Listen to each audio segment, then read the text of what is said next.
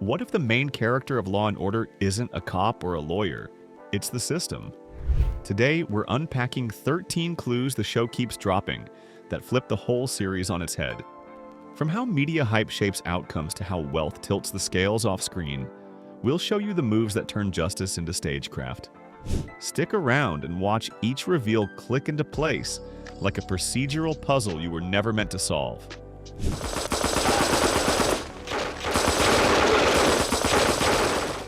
Number 1. The ripped from the headlines mirror. You hear the opening beats of a case and your brain lights up. You know this story. That déjà vu is deliberate. A mirror held to the week's headlines angled just enough to dodge real names while keeping the silhouette intact. Here's the twist. The episode offers closure the real saga never did, yet the reflection changes depending on where the camera lands.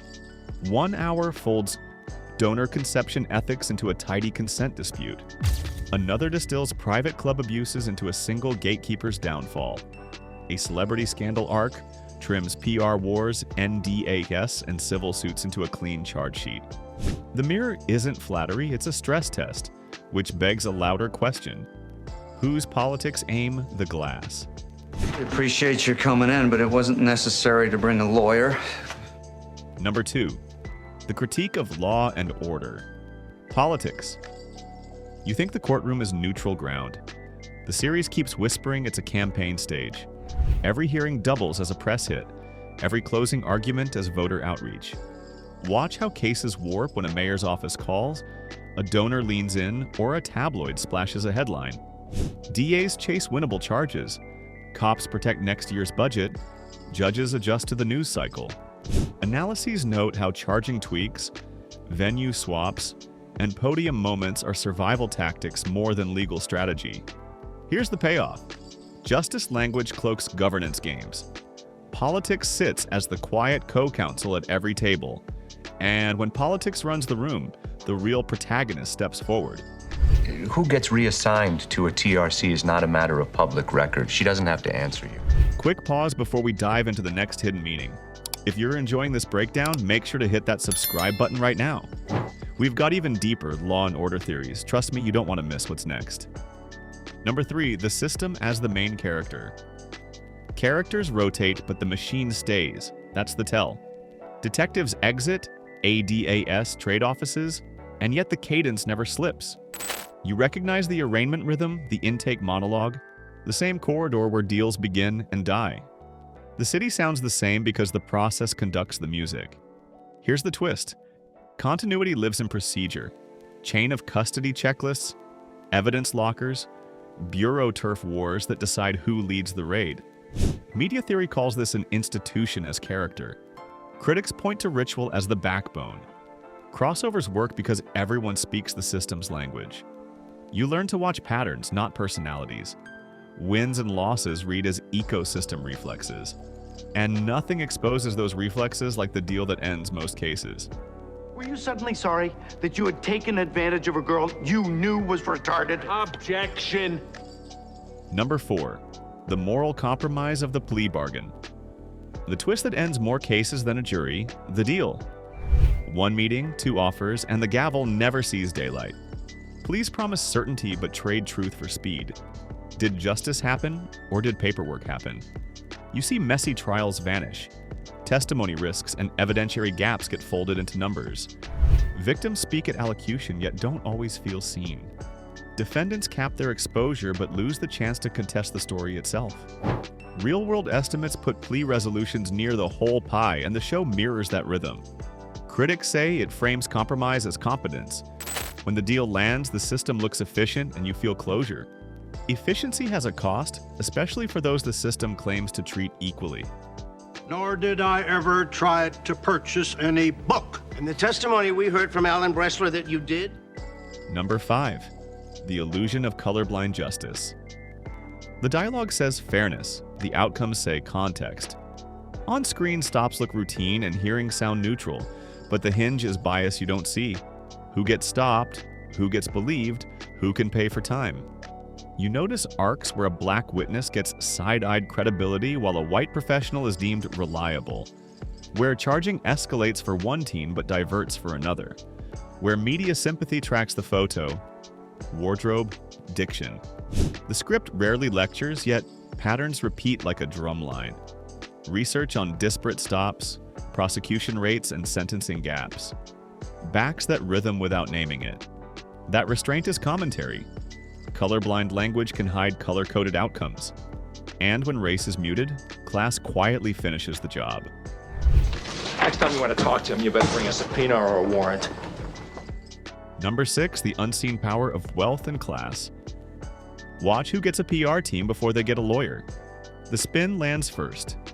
Statements shape the narrative, soften the edges, and cue the system on how serious to be.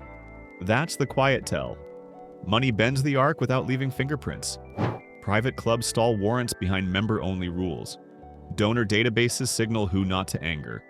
Hush agreements trade silence for checks while threats ride on letterhead, not muscle. Episodes track how elite networks block subpoenas, massage headlines, and chill witnesses. Meanwhile, defendants without counsel or bail lose jobs, homes, and leverage. Wealth buys expert witnesses, longer timelines, and breathing room, like a chess clock only one side controls. The reveal. The rich argue access. The system speaks their language. The show's answer spreads the scrutiny everywhere. Dennis Trope was able to fire this many. Number 7, the equal opportunity offender. Philosophy. One week it's a cop, next week it's a celebrity, then a philanthropist. The carousel feels intentional, like a shuffle mode for guilt. So, does this rotation soften critique or prove the rot is everywhere? The franchise spreads culpability across rank, wealth, and identity so no single group absorbs the blast. Guest stars reappear in new skins. Victim here, perpetrator there, selling a world where roles flip and anyone can cross the line. Critics say this widens accountability but risks both sides-ism. Viewers often report a weird trust effect. If anyone can be dirty, you watch closer. The pattern is the message. Failure travels. Once the targets blur, who controls the spotlight? In the past 24 years in this office, and that includes an ex-wife. Number 8, the media's role as both hero and villain.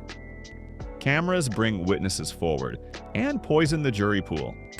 A mic on the courthouse steps can surface a lead the squad missed, while the lower third scroll plants a version of the crime that sticks harder than testimony. Leaks force action but skew truth. Viral posts empower survivors, yet defense teams weaponize misquotes, reshared clips, and pundit spin. We see arcs where a broadcast tip cracks an alibi, and others where sensational framing taints a lineup or inflates charges beyond what evidence can hold. Research flags pretrial publicity as a bias engine and shows prosecutors and reporters in a constant dance. Media isn't backdrop, it's co-author. With pressure high, the rules turn into a tightrope. There happens to be a lot of gray between the black and white lines of your precious penal code. And where on this rainbow do you suggest that we place Dr. Ha? Number 9, due process as a precarious tightrope walk. One bad search, one tainted ID. Case gone. The franchise treats those beats like physics. Break the rule, gravity wins. You feel the floor drop the second a detective nudges past a warrant line or a witness sees a suggestive lineup. Chain of custody becomes a metronome. Miss one tick, the evidence can't sing. Miranda slips and that confession evaporates. A sloppy photo array, misidentification spikes, and the prosecution limps. Legal commentary on exclusionary rules backs why judges suppress, while misidentification research explains the narrative's fear of shaky IDs. So, due process isn't red tape. It's the thin wire over the void, guarded like oxygen. But power still twists outcomes, especially along gender lines. Number 10, gender as a weapon and a weakness. The show lives in crimes about power, not sex. Gender is the leverage. You see it in how a compliment becomes grooming, how a boss's mentorship blurs into coercion, how consent gets framed as a calendar detail instead of a boundary. That's not romance, it's strategy. Survivors collide with credibility traps, delayed reporting, flat effect, fragmented memory. Offenders lean on stereotypes, hysterical, vindictive, promiscuous. to flip doubt back on the accuser. Institutions sell silence as safety through HR scripts and back-channel deals. Research on trauma-informed reporting shows why memory can stagger, pause, then sharpen. Myths about perfect victims warp jurors and judges alike. The mini payoff lands. Culture rigs the odds. Meanwhile, the Polish on police work hides the grind. Did Bobby Amato mention a necklace? The diamond necklace. That's how Rita paid him. Number 11. The sanitization of police work. You see interviews, lab results, a clean arrest. The grind stays off camera. No midnight canvas that goes nowhere. No dead-end informant. Just the neat beats that fit an hour. Editing compresses weeks into minutes. The franchise trims stop and frisk fights to a line, folds overtime politics into a glance, and skips union shields that stall discipline. Bureaucratic delays vanish so scenes can move like a heist. Research on clearance rates and administrative burdens points to slower, messier work. Oversight adds friction the show rarely lingers on. The polish is a choice. By smoothing the edges, the series presents the machine's ideal self. So you notice when it cracks. And when the cracks open, who narrates it? Number 12. The unreliable narrator. In a show about truth, the story keeps lying to you on purpose. The edit invites you in, then pulls the rug. What you saw was a draft, not the event. Flashbacks shift, witness memories warp, and confessions flip under pressure. You solve the case 3 times. One timeline frames a fight as heat of the moment. Later, a new cut reveals planning. Finally, an interrogation adds a motive that rewrites both. That churn maps to how memory rebuilds itself and how leading questions plant details like seeds. Here's the payoff. The series trains you to doubt neat answers, especially the ones the system prefers, which sets up the last sleight of hand it uses best. Number 13. The illusion of closure. The gavel drops. You exhale. But the camera lingers one beat longer, like a smile that doesn't reach the eyes.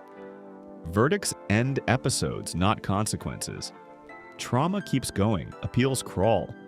Policy fallout waits off screen. Endings leave a victim walking into a hallway with a new life to rebuild.